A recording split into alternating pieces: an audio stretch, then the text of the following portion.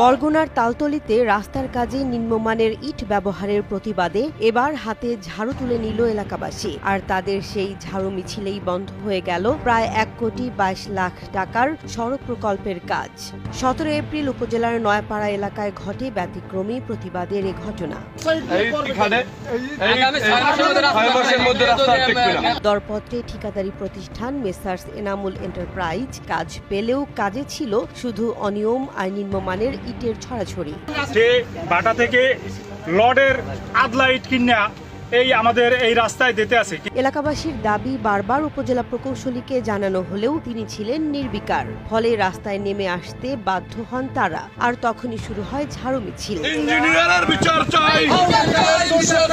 প্রকৌশলীর বিরুদ্ধে সরব হয়ে বন্ধ করে দেয়া হয় অনিয়মের কাজ। সে বলছে 2 নম্বর ইট রাস্তায় দেওয়া যায়। এই বলার পরে আমরা এর প্রতিবাদ ইঞ্জিনিয়ারের বিচার চাই। সে আওয়ামী লীগের দোষর। তার ফেসবুকে এখনো আওয়ামী লীগের ছবি পোস্ট করা। এই দেশে কোনো আওয়ামী লীগের দালালের স্থান হোক, এটা আমরা চাই না। এর বিচার কঠোরভাবে করতে হবে।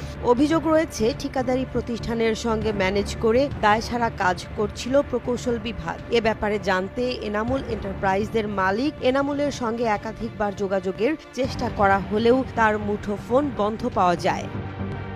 আর তালতলী উপজেলা প্রকৌশলী মোহাম্মদ সাখাওয়াত হোসেন বলেন, সামান্য কিছু ইট খারাপ ছিল, সেগুলো সরানোর নির্দেশ দেওয়া হয়েছে। এদিকে উপজেলা নির্বাহী কর্মকর্তা উম্মে সালমা জানিয়েছেন, গুণগত মান নিশ্চিত না হওয়া পর্যন্ত কাজ বন্ধ থাকবে। মানসম্মত ইট আসার পরই কাজ শুরু হবে।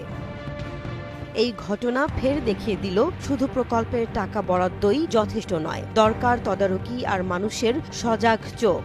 কারণ জনগণের টাকা যেন মাটিতে না গড়িয়ে পড়ে।